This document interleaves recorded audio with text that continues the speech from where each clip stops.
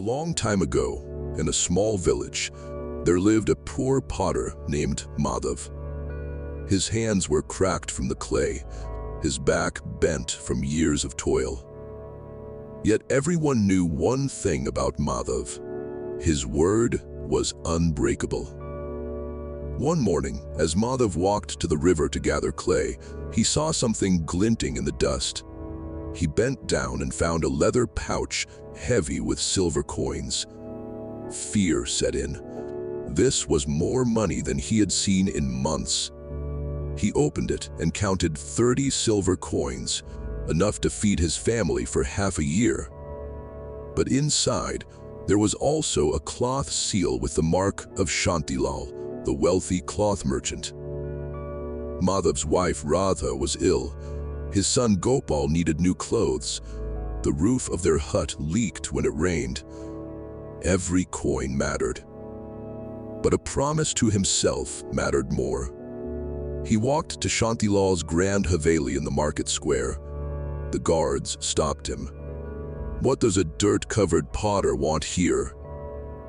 "I've found something that belongs to your master," Madhav said. They let him in. Shantilal sat on silk cushions, counting coins with a merchant from another town. When Madhav handed him the pouch, Shantilal looked up. "How much did you take?" the merchant asked coldly. Madhav's face burned with shame. "Nothing, sir. I counted to know whose it was. 30 coins." Shantilal opened the pouch and counted.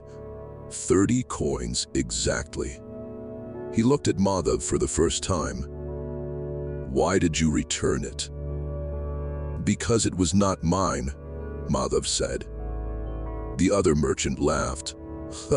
"A fool. He could have taken half and you would never know." Shantilal tossed a single copper coin at Madhav's feet. "For your honesty." Madhav looked at the copper coin in the dust. He looked at Shantilal's mocking smile. Then he turned and walked away, leaving even that copper coin behind. As he left, he did not see the old beggar sitting near the open entrance of the Haveli, where the poor sometimes gathered for scraps, watching him with bright, steady gaze. The beggar, who had been watching Madhav from the moment he arrived, smiled to himself and thought, "The first test is passed." That evening, Madhav returned home to his small hut at the edge of the village. The walls were mud, the roof was thatch, but inside there was something no money could buy: love. "Father!" Little Gopal ran to him, his bare feet slapping the dirt floor. Madhav lifted him up, spinning him around despite his tired arms. Radha smiled from the corner where she was cooking. "How was the river today?" "The clay was good," Madhav said, setting Gopal down. He did not mention the silver pouch. What was the point? It was returned. It was done. They sat together on the floor. Radha served the evening meal: 2 thin rotis, a small bowl of lentils, and 1 piece of jaggery for sweetness. It was simple, but it was enough. Gopal broke his roti into pieces and shared it with his father. "This piece is a boat," he said, floating it in the lentils. "And this piece is a mountain." Madhav laughed. "Then I shall eat the mountain with great courage." Radha watched them, her eyes soft. "You know what makes us rich, Madhav?" "What?" asked Gopal. She touched his head. "This. You. Us. Some people have gold but no one to share it with. We have each other." After the meal, they sat outside under the stars. Madhav told Gopal stories of gods and kings. Radha leaned against his shoulder. The night was cool. The stars were bright. "Do you think we will ever have more, Father?" Gopal asked. Madhav thought for a long time. More than what? More than this. A bigger house, better food? Radha looked at Madhav, worried. She knew these questions hurt him. He worked so hard, yet they had so little. But Madhav smiled. We have enough. And more than that, we have something that cannot be bought. We have honor. Do you know what that means? Gopal shook his head. It means when you sleep at night, your heart is clean. No lies, no stolen things, no broken promises. That is worth more than a Haveli.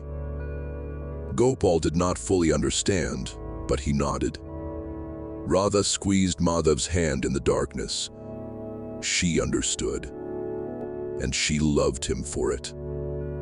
They did not know that soon, this happiness would be tested in ways they could never imagine. They did not know that the choice between love and honor would tear them apart. But tonight, they were together, and that was everything. 3 days later, the sky turned black. Madhav had never seen such a storm. The wind howled like a demon. Rain fell in sheets so thick you could not see your own hand. Thunder shook the earth. Get inside, Radha shouted, pulling Gopal into the hut.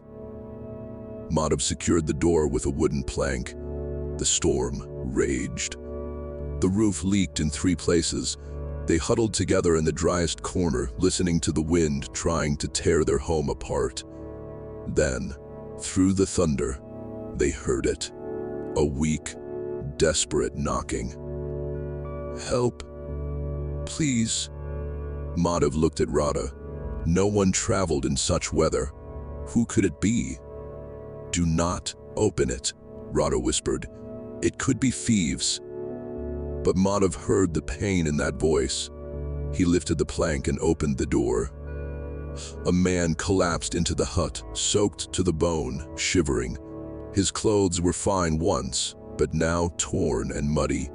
He was old, with a long gray beard, and on his finger was a strange ring that seemed to glow even in the dark.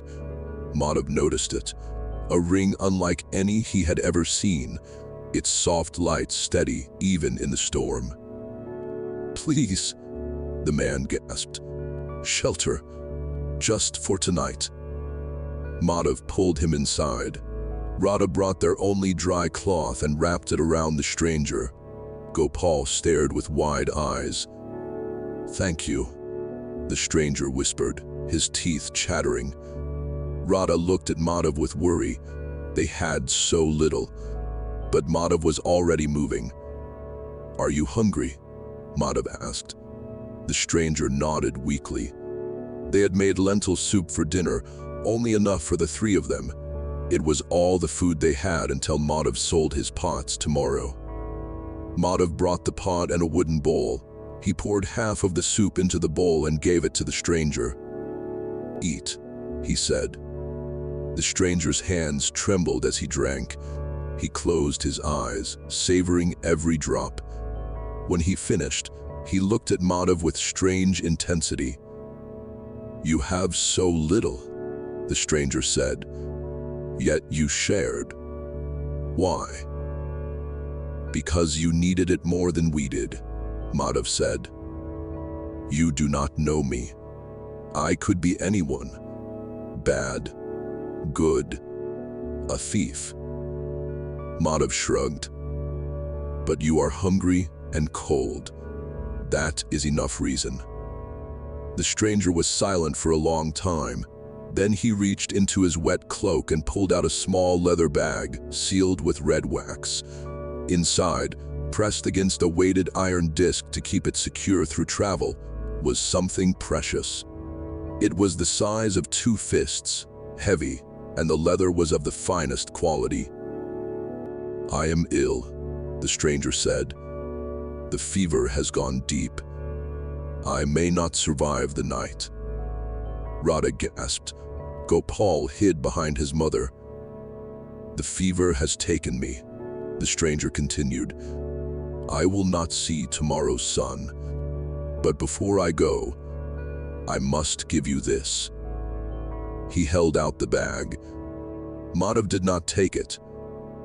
"What is it?" "That is not for you to know," the stranger said. "It is sealed. It must remain sealed. I only need you to make me a promise."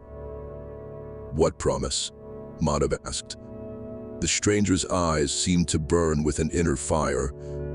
"In 1 year's time, my son will come to this village. He is a merchant. He will ask for his father's inheritance and identify himself. You must give him this bag. Only him. No one else. Do not speak of this bag to anyone.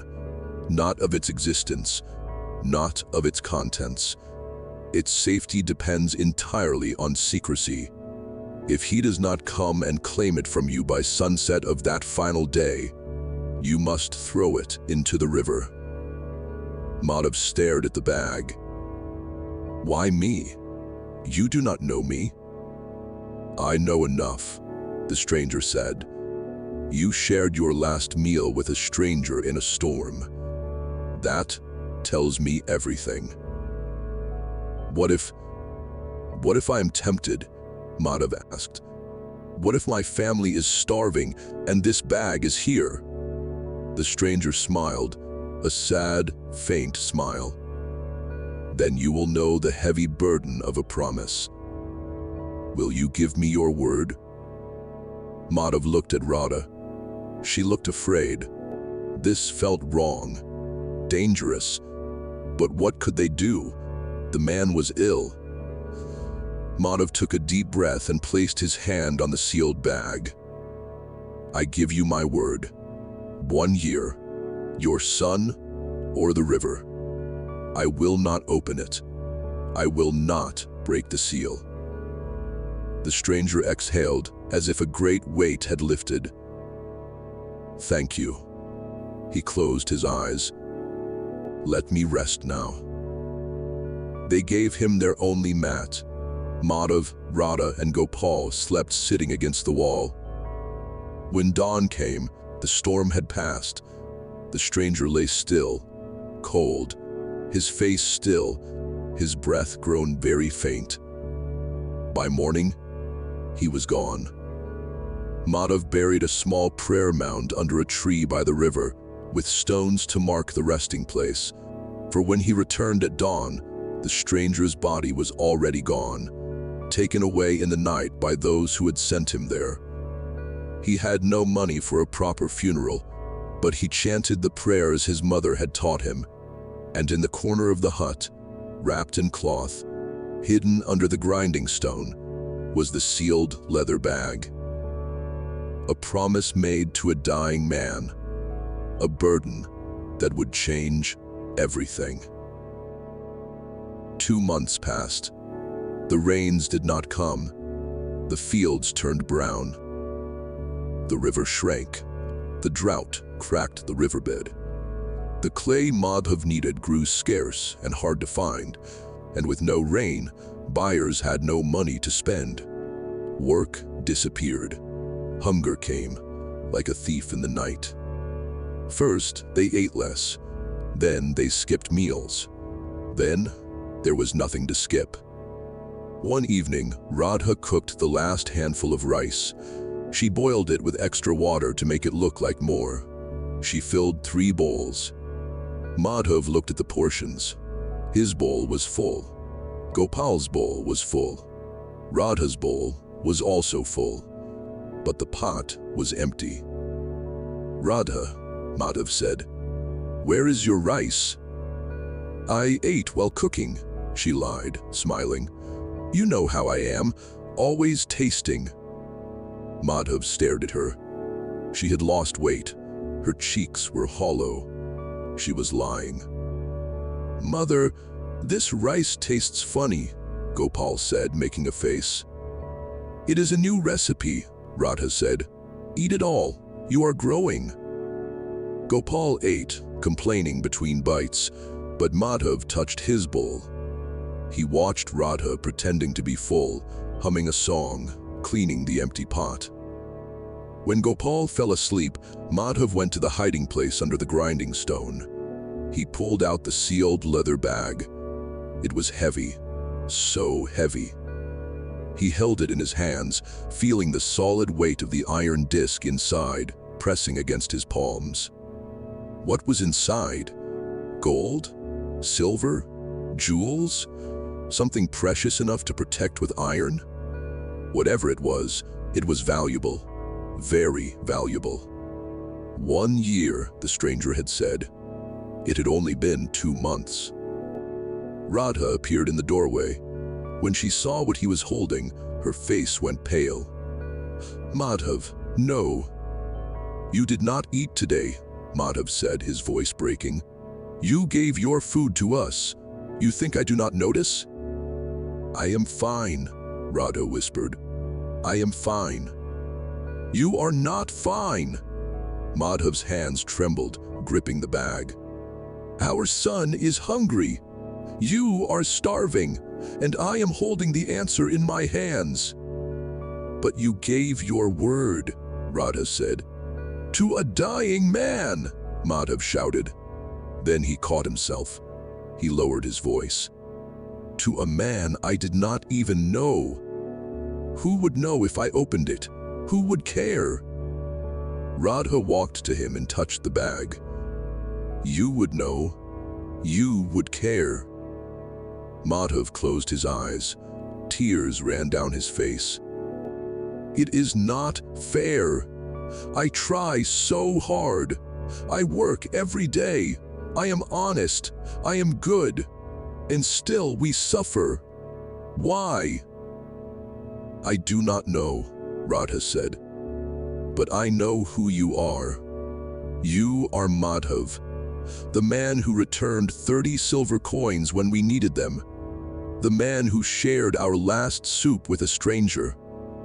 You are not the kind of man who breaks his word, even if it means we starve?" Radha hesitated. This was the question she feared. She looked at her sleeping son, his ribs visible through his thin shirt. She looked at her husband, the best man she knew, breaking under the weight of his own honor. "I do not know," she whispered. "I do not know what is right. But I know if you break this promise, you will never be the same. And I would rather starve with the man I married than live in wealth with a stranger." Madhav pulled her into his arms and wept. They stood there in the dark, holding each other, the sealed bag between them. 10 more months, Madhav whispered. 10 more months. "We will survive," Radha said, though she did not know if it was true. "We will survive." Madhav wrapped the bag back in cloth and hid it under the grinding stone. But that night, neither of them could sleep. The bag was there, heavy, silent, waiting. And every day from then on would be a battle between hunger and honor. It was the darkest hour of night when Madhav heard the sound. A scraping, a soft footstep. Someone was inside the hut. His eyes shot open. In the dim moonlight filtering through the cracks, he saw a shadow moving toward the grinding stone. The bag. Madhav's body moved before his mind could think. He lunged forward and grabbed the thief's arm. They crashed into the wall, struggling in silence. The thief was strong, younger, and desperate. He punched Madhav in the ribs. Pain exploded in his chest, but Madhav did not let go. "Stop!" Radha screamed, waking up. "Thief!" The thief shoved Madhav hard. He fell backward, hitting his head against the clay pot. Pain exploded in his eyes. The thief ran to the grinding stone, lifted it, and grabbed the cloth-wrapped bag. He turned to run, But Madhav was already on his feet. His head was bleeding. His ribs screamed with pain. But he could not let the promise be stolen. He tackled the thief at the doorway. They tumbled out into the dirt yard. The thief kicked and clawed, trying to break free. "It is mine," the thief hissed. "You do not even know what it is." "It does not matter," Madhav gasped, wrestling for the bag. "It is not mine to give." The thief pulled out a knife. It gleamed in the moonlight.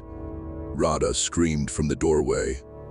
"Let go, or I will cut you," the thief warned. Madhav stared at the blade. He could die. For a bag he had never opened. For a promise to a dying stranger. It was madness. But he thought of Gopal watching. He thought of teaching his son that promises can be broken when things get hard. He thought of the man he wanted to be. "Then cut me," Madhav said, "but I will not let go." The thief stared at him, shocked. Who was this madman? Who would die for something that was not even his? The knife trembled in the thief's hand. Then, from the shadows, a voice spoke. "That is enough, Raju." The thief froze. From the darkness, a figure emerged. It was the village chief, Panditji, with two other men carrying torches. "Panditji," the thief stammered, dropping the knife. The word escaped him before he could stop himself, for Panditji was the closest authority he knew to confess to. I... Panditji looked at the thief with disgust. Then he looked at Madhav, bleeding and trembling, still clutching the bag. "Are you hurt, Madhav?" Panditji asked. "I am fine," Madhav said, though he swayed on his feet. "Do you know who sent this thief?" Panditji asked, his voice hard. "Your neighbor, Keshav. He hired Raju to steal from you. He has been watching you for weeks, suspecting you were hiding something valuable." Madhav looked at Keshav's house next door. The windows were dark, but he knew Keshav was inside, listening. "Take Raju to the jail," Panditji ordered his men, "until he gives us everything he knows. And tomorrow, I will question Keshav. Raju has already named him. That is enough to begin." As they led the thief away, Panditji put a hand on Madhav's shoulder.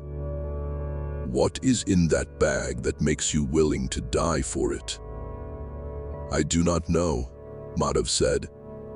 "I have never opened it. A man who sheltered here before he died entrusted me with a sealed object. I gave my word to guard it." "Then why?" "Because I gave my word." Panditji studied him for a long moment. Then he nodded. "You are a rare man, Madhav. Rare, and perhaps foolish. But I respect you for it. Lock your door tonight. I will have a guard watch your home until sunrise." Madhav bowed gratefully. He went inside where Radha was already boiling water to clean his wounds. "You could have died," she whispered, tears in her eyes. "But I did not," Madhav said, wincing as she dabbed at his head. "And the promise is safe." Gopal watched from his mat, silent and wide-eyed. He had seen his father fight, bleed, choose honor over life. That night changed something in the boy. His father's words became clear about the weight of a promise. But the danger was not over. Keshav was still there, next door, nursing his hatred. And 10 more months remained. The dream came every night now.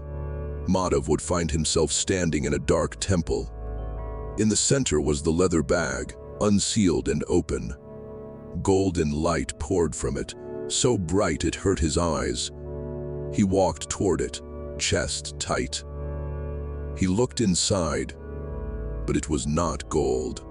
It was a serpent, black and coiled, with eyes like burning coals.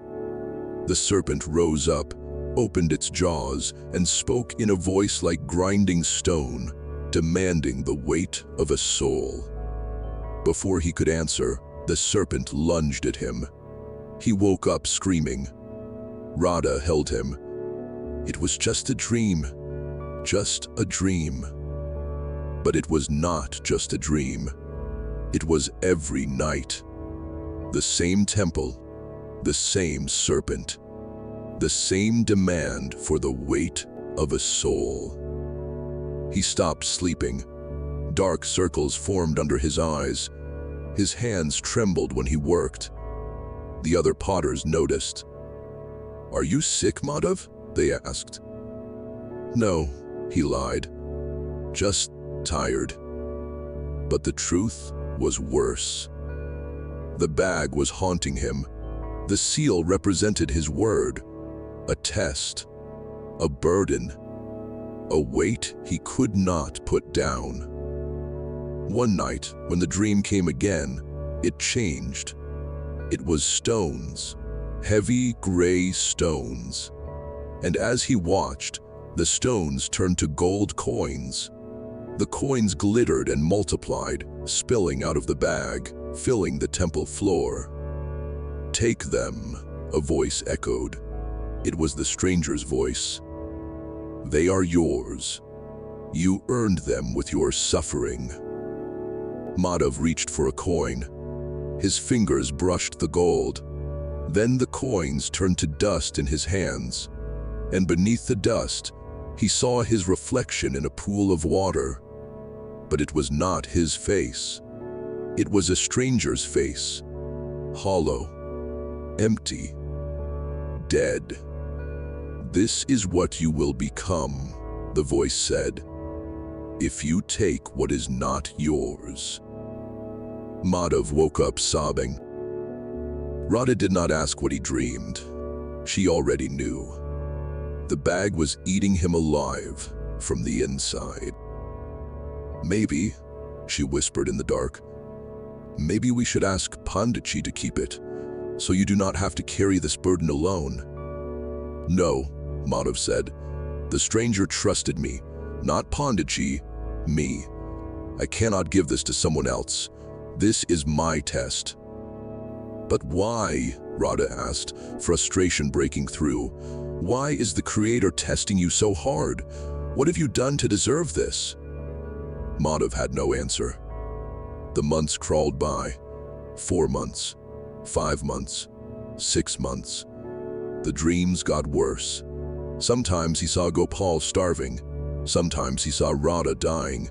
Sometimes he saw himself opening the bag and finding nothing inside, just emptiness, and realizing he had suffered for nothing.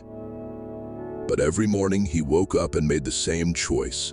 He would keep his word, even if it destroyed him, even if no one understood, even if, in the end, it was all for nothing. Because the weight of a soul, the lesson showed itself, was measured not in gold or silver, but in the promises we keep when no one is watching. 7 months had passed since the promise. Madhav sat outside the village council hall, his head down, his hands clenched together. Inside, the elders were arguing about him. Keshav had called for a trial. "He stole from a dead traveler," Keshav's voice rang out. "I saw him bury the man. I saw him hide something in his hut. He is a thief." Madhav had expected this. After the failed theft, Keshav's hatred had only grown. But calling him a thief before the entire village, that was a new poison. Panditji called Madhav inside. The council hall was packed. Everyone in the village had come to watch. Madhav walked through the crowd, feeling their stares like knives. He stood before the 5 elders sitting on the platform. "Madhav," Panditji said, "Keshav accuses you of stealing from the traveler who died in your home. He says you buried the man to hide the crime. He says you refused to explain what you took. What do you say?" Madhav took a deep breath. I did not steal anything." "Then show us what you are hiding," Keshav shouted. "Bring out the bag. Let the elders see what is inside." The crowd murmured in agreement. "Yes, show them. Prove your innocence." Madhav's heart sank. If he showed them the bag, he would break his promise, for the man had asked that its existence be kept secret, known only to his son. But if he refused, they would think him guilty. "I cannot," Madhav said. The crowd gasped. Keshav grinned, sensing victory. "Why not?" another elder, Rajaram, demanded. "If you are innocent, showing us is simple." "Because I gave my word to the man who died in my care. I swore to keep what he left with me sealed and secret until the rightful person came to claim it. I cannot break that oath, not even here." "A dead man's word," Keshav laughed. "You hide behind a dead man's word to protect your theft." "It is not theft," Madhav's voice rose. "The traveler gave it to me. He asked me to keep it safe. I am only doing what I promised." "Then you are a fool," Rajaram said. "An honest man would show us and clear his name. Your refusal makes you look guilty." Panditji was silent, watching Madhav. "Madhav," he said, "I believe you are a good man, but these are serious charges. If you do not prove your innocence, the council must assume guilt. You could lose your home, your rights in the village. Your son could suffer." Madhav felt the walls closing in. He thought of Gopal. If he was declared a thief, Gopal would carry that shame his whole life. No one would marry him. No one would do business with him. All he had to do was bring the bag, show them, clear his name. But he had given his word to keep it sealed and secret, to give it to no one but the rightful heir. "I know what this looks like," Madhav said, his voice shaking. "I know you think I am guilty, but I cannot break my word, even to save myself." "Then you are a fool," Keshav spat, "and you deserve everything that is coming to you." The elders conferred in whispers. Panditji spoke. "Madhav, we cannot find you guilty without proof, but we also cannot clear your name without proof. Therefore, the council declares you suspicious. You are not banished, but you are not trusted. No one is required to trade with you, hire you, or help you until this matter is resolved." It was a sentence worse than banishment. Madhav was now a ghost in his own village. As he walked out of the hall, people turned away from him. Mothers pulled their children back. The baker he had bought from for 10 years looked right through him. He was alone. When he reached his hut, Radha was waiting. She had heard everything. Her face was pale. "They think you are a thief," she whispered. "I know," Madhav said. "This will destroy us. No one will buy your pots. No one will help us." "I know." Radha grabbed his shoulders, her eyes desperate. "Then why? Why not just show them the bag? You do not even have to open it. Just show them it exists." "Because the man asked that no one else know of it," Madhav said. "Even showing it is breaking that trust."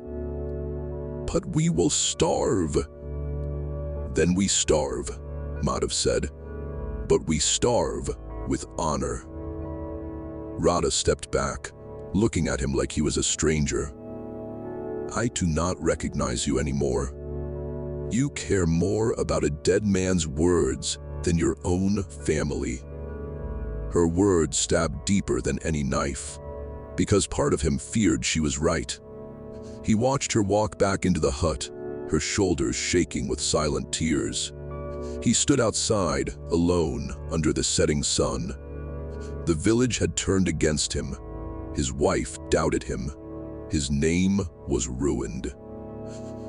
And still, 5 more months remained. 5 more months of carrying a weight that no one understood. 5 more months of choosing honor over everything else. He looked up at the sky and whispered, "If this is a test, I am failing. But I will not break. I cannot." And somewhere, in the unseen world beyond, the answer was already being prepared. 8 months had passed. Madhav was working in the dried riverbed, digging for clay, when he heard the screams. "Help! The dam is broken! Flash flood!" He looked up and saw it, a wall of water rushing down the valley from the distant hills. The old earthen dam that had been built illegally by a merchant upstream had given way under the pressure of distant rains. The water was coming fast, carrying logs and debris like weapons. People were running, screaming, grabbing their children, but the village was low in the valley. The water would reach the homes in minutes. Madhav ran toward his hut. He had to get Radha and Gopal, and the bag. The bag was still hidden under the grinding stone. But then he heard it. A child crying, desperate, terrified. He turned and saw little Asha, the daughter of his neighbor Ramesh, trapped in the low ditch behind the houses. The water was already pooling around her waist. She could not climb out. She was only 5 years old. Madhav looked toward his hut. Radha had heard the warnings. He could see her in the distance, pulling Gopal toward the hillside. They would reach safety. But the bag, still hidden under the grinding stone, would be swept away. A year of suffering, a promise to a dying man, all gone. He looked at Asha, crying, clinging to a root, the water rising. Time slowed. The heavy burden of choice stood before him. The bag or the child? The promise or a life? He ran toward Asha. "Hold on!" he shouted. He slid down into the ditch just as the main flood wave hit.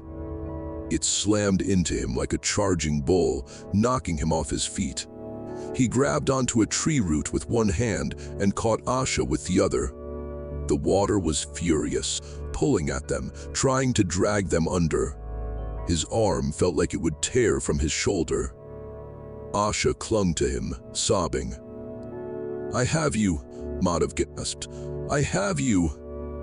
With all his strength, he pulled them both up the side of the ditch. His fingers dug into the mud. His back screamed in pain. But he climbed, one grip at a time, one desperate pull after another. They reached the top just as the second wave hit. Madhav handed Asha to her father, Ramesh, who had just arrived, horror and gratitude on his face. "Thank you," Ramesh cried. "Thank you." But Madhav was already running. He ran toward his hut, praying it was not too late. When he arrived, the water was already inside. The grinding stone had been toppled. The bag. Where was the bag? Radha was there, soaking wet, digging through the mud with her bare hands. After the water began to recede, she had rushed back. She had reached safety with Gopal, then returned the moment the flood peak had passed. "I tried to save it," she cried, "but the water was too fast." They dug together, throwing aside broken pots and soaked cloth. The water was receding now, leaving behind a layer of thick mud. And then Madhav's hand touched leather. He pulled it out. The bag. Covered in mud, but the seal was still intact. It had been wedged under a fallen beam. Safe. Whole. Madhav collapsed to his knees, holding it against his chest, weeping.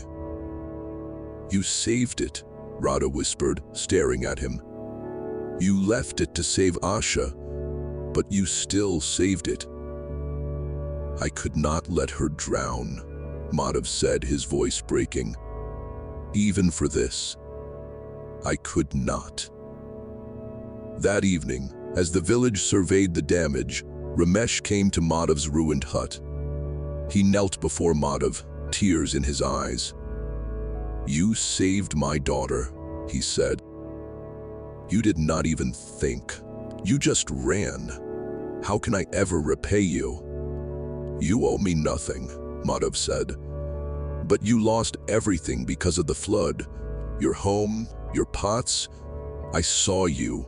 You could have saved your things first. You had time. But you chose Asha." Madhav shook his head. "I chose what mattered most." Ramesh looked at the mud-covered bag in the corner. He had heard the rumors about Madhav stealing from a dead traveler. Everyone had. But now he saw the reality with his own eyes.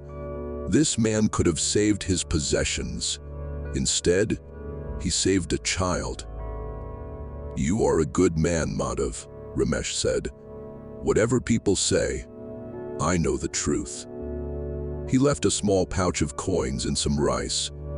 "Please, take it. For Asha."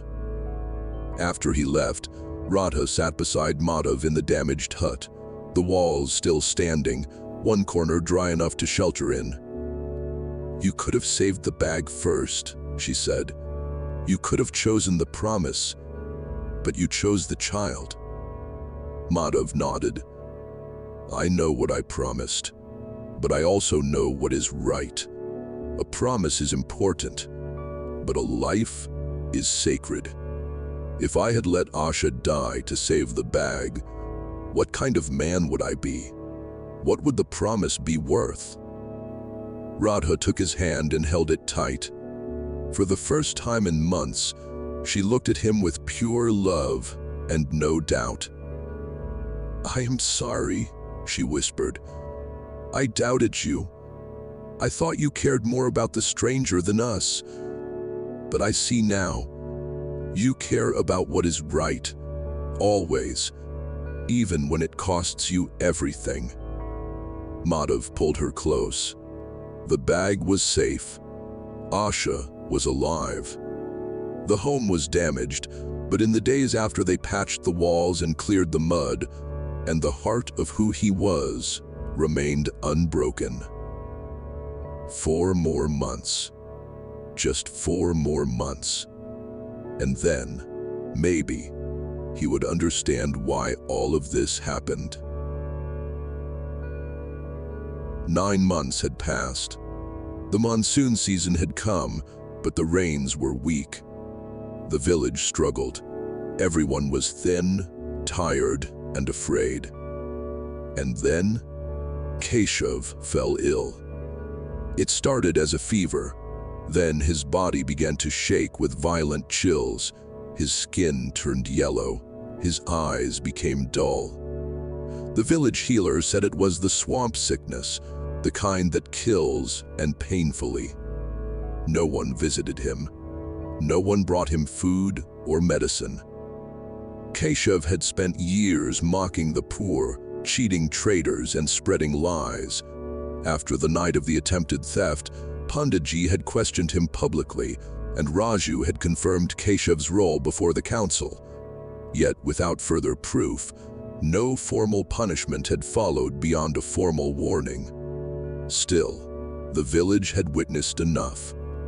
When Keshav then took his accusation against Madhav to trial, his pattern of scheming was plain to all who looked. The little respect he had left crumbled. Now, he was alone, dying, forgotten. Madhav heard about it from Ramesh. "Keshav is finished," Ramesh said. "Maybe a week left. The healer says only the medicine from the city could save him, but it costs 10 silver coins. No one will help him." Madhav worked in silence, shaping a clay pot on his wheel, but his mind was not on the work. That evening, he went to Panditji. "I need to borrow 10 silver coins," he said. Panditji looked at him in shock. 10 coins? Madhav, You have enough to eat. Why would you need such a sum? For medicine, Madhav said. For whom? Is Gopal sick? Radha? No, Madhav said. For Keshav. Panditji stared at him like he had gone mad. Keshav? The man who tried to rob you? Who called you a thief in front of the entire village? Who has made your life miserable for months? That Keshav? Yes. Why? Panditji demanded. Madhav took a deep breath. Because he is dying, and no one should die alone and suffering, no matter what they have done. He does not deserve your kindness, Panditji said, his voice hard. Let him face the consequences of his own cruelty. Maybe, Madhav said. But if I let hate decide my actions, then what makes me different from him? Panditji studied him for a long time. Then he sighed, reached into a locked box, and counted out 10 silver coins. I will lend you this, but I think you are a fool. Perhaps, Madhav said, but I will be a fool with a clean heart. Madhav traveled to the city the next morning. He bought the medicine and returned by evening. When he arrived at Keshav's house, the door was open. The smell of sickness was thick in the air. Keshav lay on a mat, conscious, his breathing shallow. When he saw Madhav enter, he stared in disbelief. You, Keshav croaked. Why are you here? I brought medicine, Madhav said, kneeling beside him. He mixed the powder with water and helped Keshav drink it.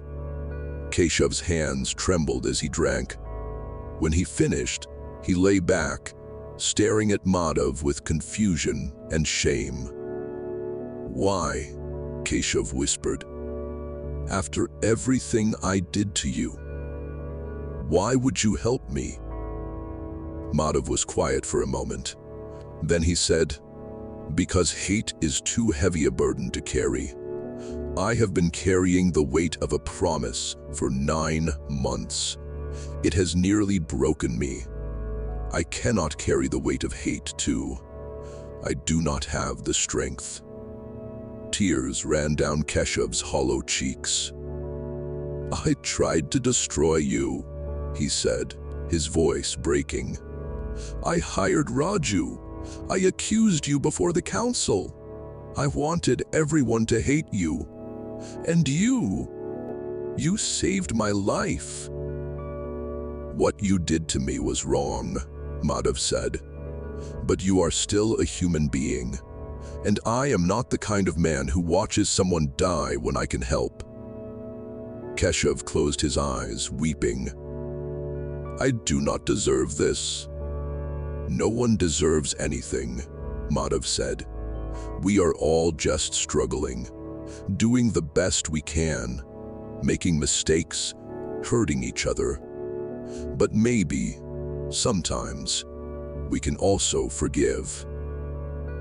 For 3 days, Madhav came to Keshav's house to give him medicine and food. The fever broke. The color returned to Keshav's face. He began to sit up, to eat, to live. On the 4th day, Keshav called Madhav to his side.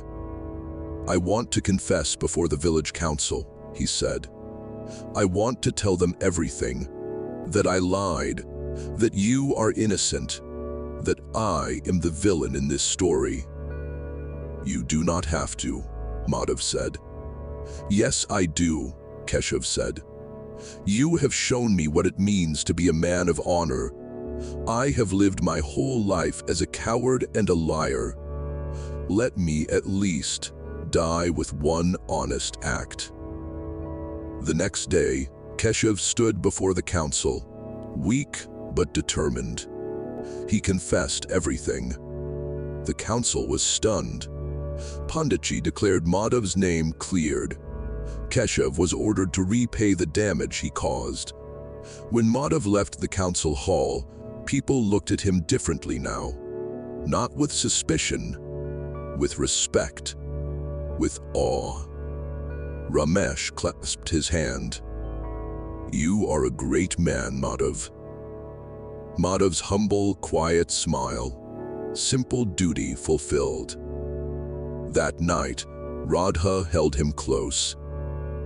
"You forgave your enemy," she whispered. "You saved the man who tried to ruin you." "I had to," Madhav said, "because if I let him die with hate in my heart, then his poison would live in me forever. I would become him." 3 more months, Radha said. "Only 3 more months." Madhav nodded. The end was close now. Still unbroken. Still Madhav. 10 months had passed. Madhav returned home from the river to find Radha packing their few belongings into a cloth bundle. What little remained after the flood had been salvaged and kept in a repaired corner of the hut. Gopal sat near the wall, crying. "What are you doing?" Madhav asked, though his heart already knew. "I am leaving," Radha said, her voice flat and exhausted. "I am taking Gopal to my brother's house in the next village. Because I cannot watch my son die, Madhav. I cannot. He is so thin now. His ribs show through his skin. He coughs at night. We have no food, no money, no future." "The promise is almost over," Madhav said. 2 more months. Just 2 more months. Then what?" Radha's voice cracked. "Then some stranger comes and takes the bag and says thank you? And we are still poor, still broken, still starving." "You do not know what is in the bag," Madhav said. "It could be." "I do not care what is in the bag," Radha shouted. And it was the first time in their marriage she had raised her voice at him. "I care about our son. I care about our family. But you care more about your honor than us." "That is not true," Madhav whispered, his voice breaking. "Then prove it," Radha said, her eyes burning with tears and anger. "Open the bag. Break the seal. Feed your son. Save your family. Choose us." The words fell like stones into still water. Silence filled the hut. Gopal held his breath. Madhav looked at the bag, then at his son, then at Radha. His hands trembled. Madhav looked at Gopal, who stared at him with desperate, pleading eyes. The boy was so thin, so fragile. His own son. "I cannot," Madhav said, and the words tasted like ash. "I gave my word." Radha closed her eyes and nodded, as if she had expected this answer, but hoped against hope for a different one. "Then I choose him," she said. "I choose our son over your honor." She picked up the bundle and took Gopal's hand. The boy looked back at his father, tears streaming down his face. "Father," Gopal whispered. But Radha pulled him toward the door. "Say goodbye to your father." "No," Madhav said, stepping forward. "Please, do not do this. I love you. I love him. Everything I am doing because I believe it is right. Because I want to teach him that honor matters, that promises matter." Radha stopped at the doorway. She looked at him with something between love and pity. "I know you believe that, Madhav, And maybe you are right. Maybe in the end, the gods will reward you. But I am not strong enough to wait. I have watched you suffer. I have watched him suffer. And I cannot do it anymore. If you leave, Madhav said, his voice a whisper, I will be alone. I know, Radha said, tears falling now. And I am sorry. But I have to save our son, even if it means leaving the man I love. She walked out into the night. Gopal looked back one last time, his face twisted with confusion and heartbreak. The door closed. Madhav stood in the empty hut, listening to their footsteps fade into the distance. He looked around at the bare walls, the cold fire pit, the grinding stone in the corner, hiding the bag that had cost him everything. He sank to the floor and wept. He wept for his wife, for his son, for the family he had lost in trying to be a man of honor. He wept because he did not know anymore if he had made the right choice. He wept because the weight of the promise had crushed him. And when the tears stopped, he sat in the silence and darkness, holding the sealed bag in his lap. He muttered about the weight of a soul to the empty room. 2 months remained. 2 months alone. 2 months of wondering if everything he believed in was a lie. But even now, even broken and abandoned, he could not bring himself to break the seal. Because if he did, what would it all have been for? So he sat in the darkness, waiting for an answer that might never come, carrying a burden that had already taken everything from him except his word.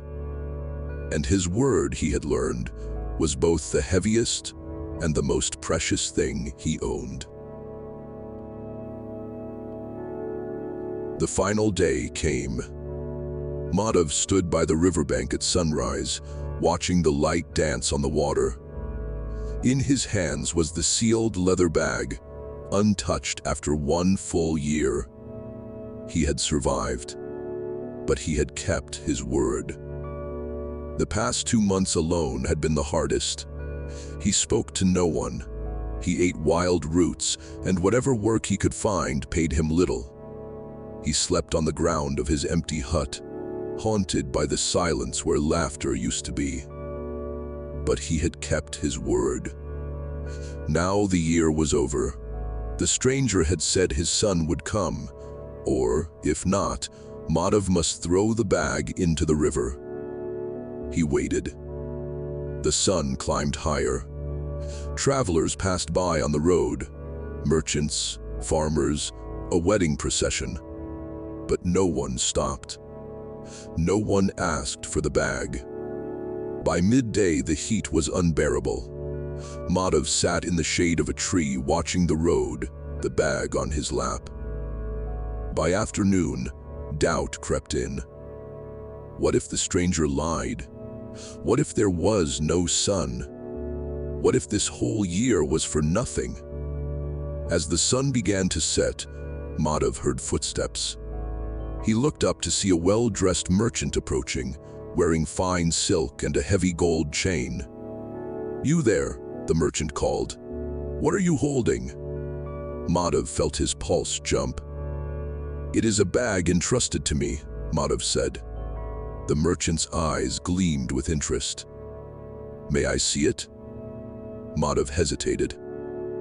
"Are you the son of a traveler who died in this village 1 year ago?" The merchant paused.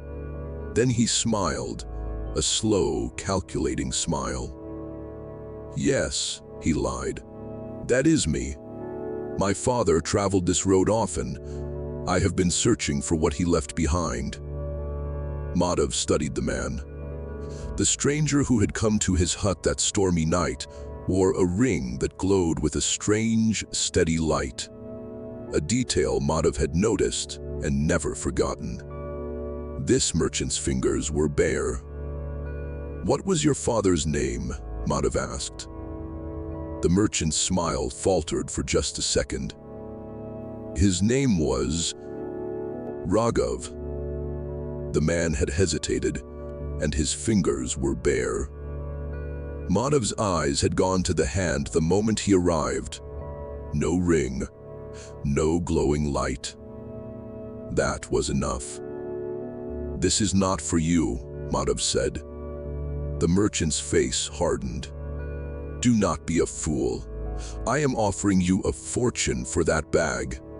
I will give you 100 gold coins, right now, no questions asked." 100 gold coins.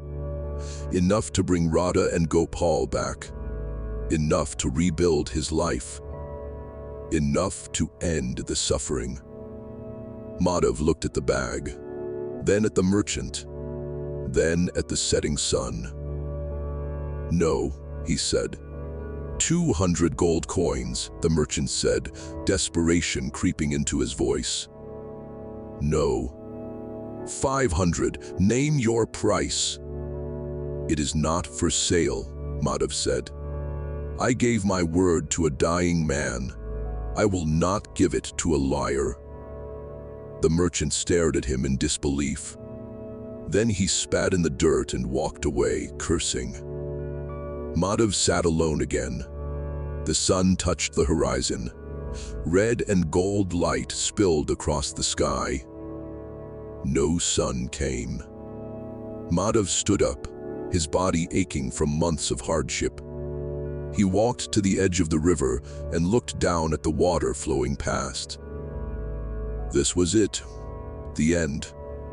1 year of suffering, 1 year of loss, and the answer was to throw it all away. He held the bag over the water. His hands trembled. Part of him wanted to open it, just to see, just to know what he had sacrificed everything for. But he had given his word. The seal must not be broken. Tears ran down his face. "I kept my promise," he whispered. "I do not know why it mattered. I do not know if anyone cares. But I kept my word." He opened his hands. The bag dropped and landed in the mud at the river's edge, half in and half out of the water, caught on a root just at the bank. And then a voice rang out behind him. "Stop!" Madhav spun around. A man stood on the road. He was tall, regal, dressed in the finest robes Madhav had ever seen. Guards flanked him, and on his finger was a ring that glowed with a soft, familiar light. In his other hand, he held the leather bag, which one of his men had retrieved from the root at the bank's edge. The same ring the stranger had worn. Madhav's breath caught in his throat. The man walked forward, his eyes bright with emotion. "You are going to throw it away," he said. "The year has ended," Madhav said, his voice shaking. "No sun came. The stranger told me to throw it in the river if—" "I am here," the man said. "I am the sun." Madhav stared at him. "But you are almost late. The sun is setting." The man smiled. "I arrived at dawn, Madhav. I have been watching you all day, watching you resist, watching you wait, watching you choose one final time."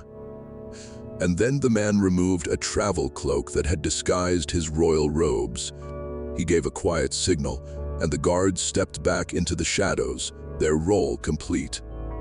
And standing before him was not a merchant's son, but someone else, someone impossible.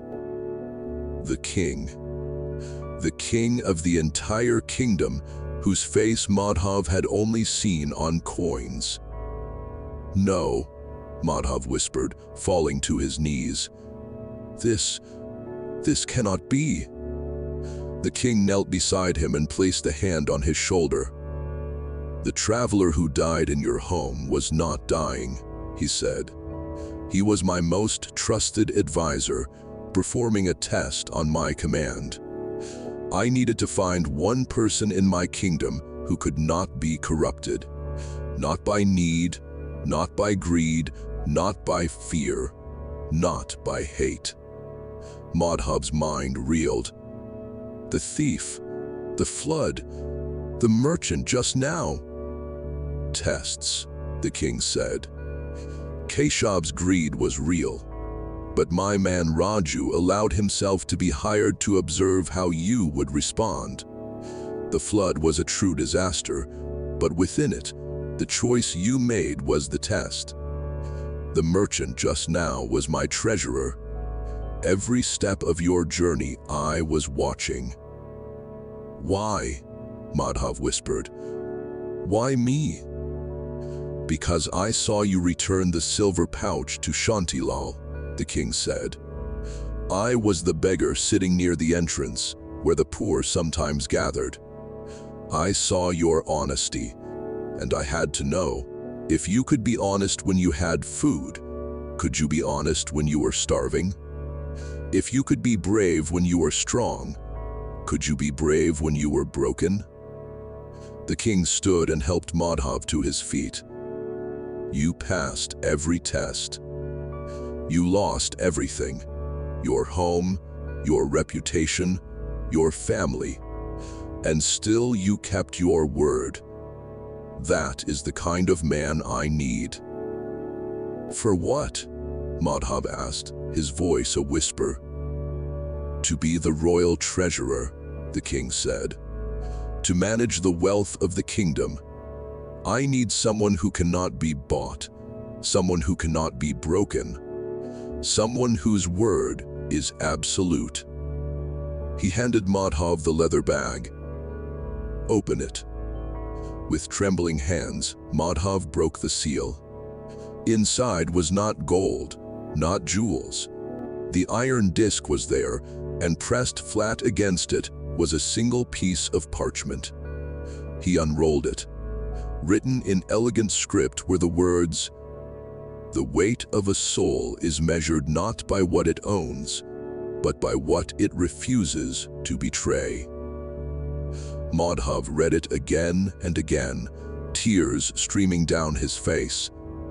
All of this, the suffering, the loss, the tests, for this one truth.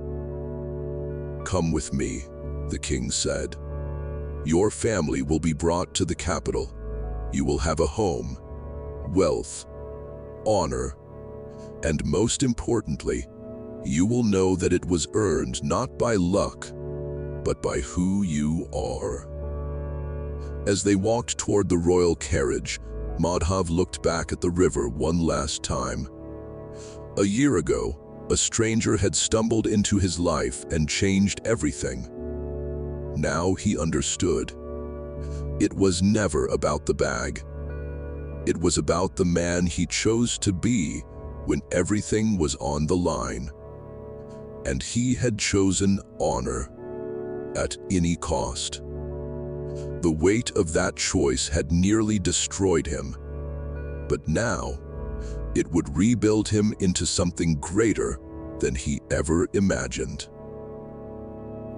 A year later, the duty was forever changed. Madhav stood at the edge of the new canal, watching the water flow into the dried fields. The construction had taken months, but now it was complete. Panditji stood beside Madhav, his eyes 100 million jillion Joes. Panditji stood beside Madhav, his eyes misty with pride. Ramesh held little Asha on his shoulders. Even Keshav was there, healthy now, his head bowed in respect. But Madhav only had eyes for two people, Radha and Gopal. They stood near the front, dressed in simple but clean clothes. Gopal's cheeks were full now, his eyes bright. Radha looked at Madhav with a love that had been tested by fire and emerged stronger.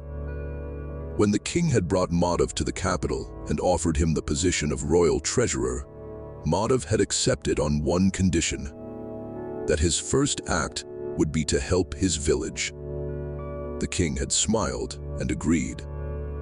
A man who remembers where he came from is a man worth trusting. So Madhav had designed the canal system. He had hired the master builders, he had supervised the construction, and he had paid for it all from his first year's earnings as treasurer. Now, as he stood before his people, he raised his hand for silence. "This canal is not a gift from me," Madhav said. "It is a gift from all of us. Every person here taught me something this past year. You taught me about courage, about forgiveness, about the deep meaning of honor. This canal is my way of saying thank you." The crowd murmured in approval, but Panditji stepped forward. "No, Madhav," the old man said. "This canal is proof that honesty and honor are not weaknesses. You suffered, you lost everything, but you did not break. And because of that, not only were you rewarded, but all of us are blessed. Your integrity has fed the entire village." The crowd erupted in applause. Children cheered. Women wept with joy. Madhav turned to the king, who had come personally for the ceremony. "Your Majesty, would you do us the honor of opening the main gate?" The king smiled. "I think that honor belongs to someone else." He gestured to Gopal. The boy's eyes went wide. "Me?" "You," the king said. "That principle is now yours to carry forward. Open the gate, young one. Give your village the future your father earned." Gopal looked at Madhav, who nodded with pride. The boy walked to the wooden gate mechanism and pulled the lever. The gate creaked open. Water rushed through, sparkling in the sunlight, flowing into the irrigation channels. It spread across the fields like a blessing. The crowd cheered. Music started playing. People danced. That evening, as the celebration continued, Madhav sat with Radha and Gopal under the stars, away from the noise. Radha was quiet for a long moment. Then she took Madhav's hand and held it with both of hers. "I left you," she said. "When you needed me most, I walked away. I chose fear over faith." Madhav looked at her. He saw the months of guilt in her eyes, the weight she had been carrying since she returned. "There is nothing to forgive," he said. "You did what a mother must do. You protected our son. I understand that now more than ever. But you were right too," she said, her voice stronger now. "Your honor saved us all. If you had broken that promise, we might have survived, but we would have lost something we could never get back. I see that clearly now, and I am proud of you." "I do not know if I was right," Madhav admitted. "I only know I could not live with myself if I broke my word. Maybe that makes me stubborn. Maybe it makes me a fool. But it is who I am." Gopal looked up at his father. "When I grow up, I want to be like you." Madhav smiled and ruffled his son's hair. "Then be better than me. Be honest like me, but kinder. Be strong like me, but wiser. Learn from my mistakes and build on my strengths." The king approached them, walking alone without guards. He sat down beside them in the grass. "Madhav," he said, "I have been king for 20 years. I have seen men lie, cheat, betray, and kill for power. And in all that time, I have never met anyone like you." "You are not different because you are perfect," the king said. "You struggled. You doubted. You nearly broke. What makes you different is that even in your darkest moment, even when you had every reason to give up, you chose to be who you said you were. That is the rarest thing in the world. He stood and placed a hand on Madhav's shoulder. Guard the treasury well, but more importantly, guard that part of yourself. Because as long as men like you exist, there is hope for this kingdom. The king walked back to the celebration, leaving the family alone under the stars. Madhav looked at the canal, glowing silver in the moonlight. He thought of the year that had tested him, the hunger, the pain, the loss, the loneliness. And he thought of the stranger's final message. The weight of a soul is measured not by what it owns, but by what it refuses to betray. He had refused to betray his word, and in doing so, he had discovered who he was. The ordeal had stripped away every comfort. It left behind only the core of who he was, a man defined by the promises he kept. Radha leaned her head on his shoulder. Gopal slept nearby. The bag was gone, returned to its owner. The village had a new canal. Life moved forward. Madhav remained the same man he had always been. The test had not changed him. It had only revealed him.